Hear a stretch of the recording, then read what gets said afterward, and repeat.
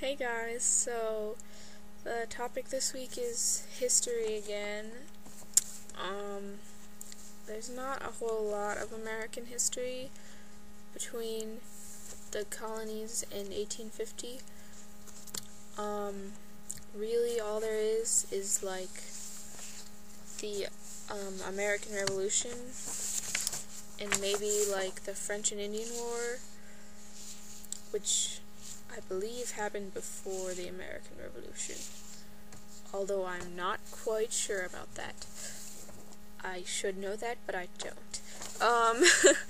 Anyway, so yeah, the American Revolution happened in 1776, was when the Declaration of Independence was declared, and Thomas Jefferson wrote that, and then, yeah, we had the Revolutionary War, and eventually we won, and the British left, and we became our own country.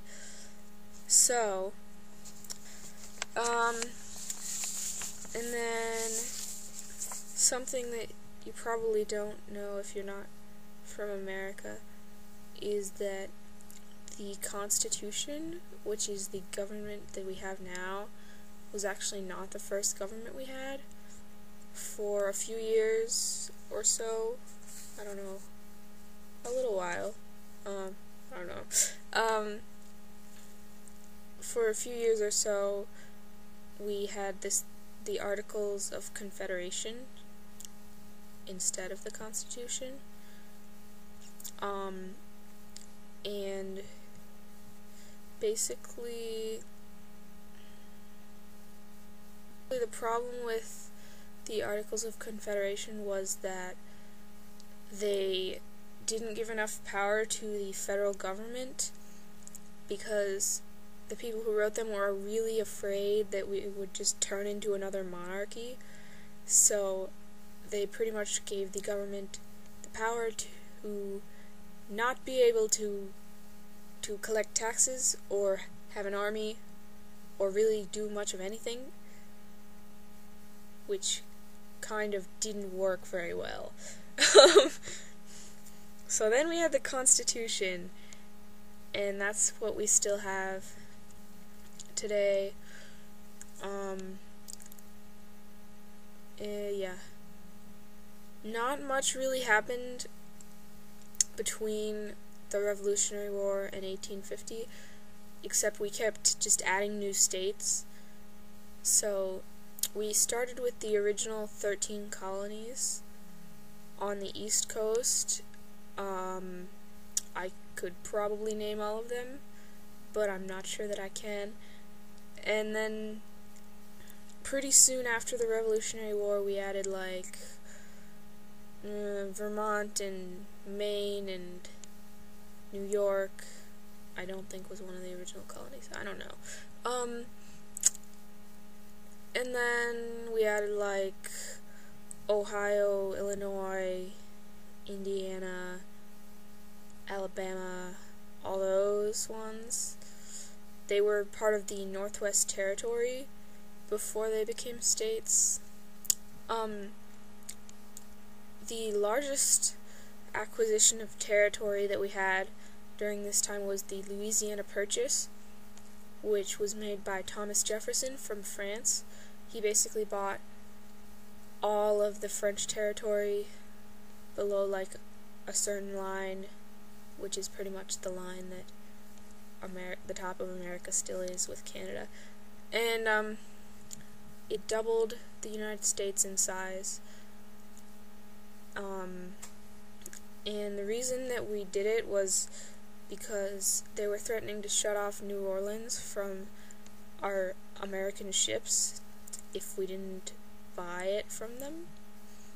And we needed New Orleans to get to all of our states that were on the Mississippi River, because New Orleans goes from that connects the Mississippi to the ocean.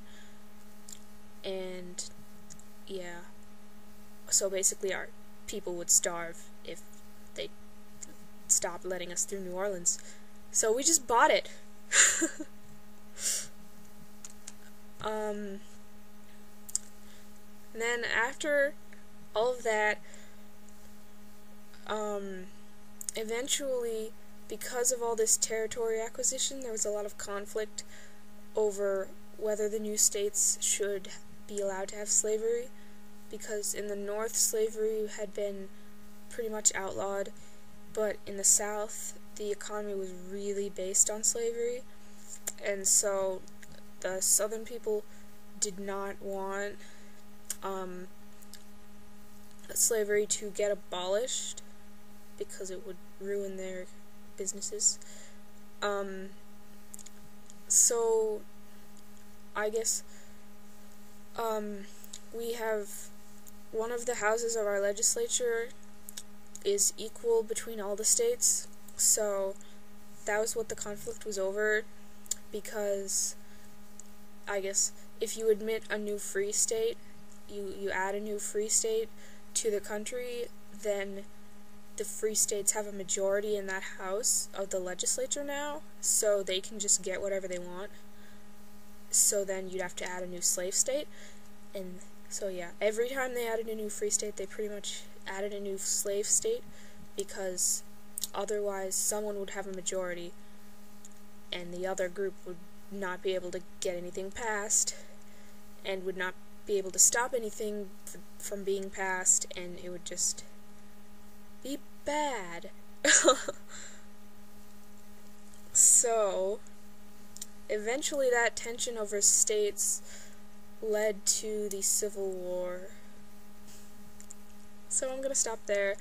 The word of the week is bathroom, and in Slovak that's kupelnia.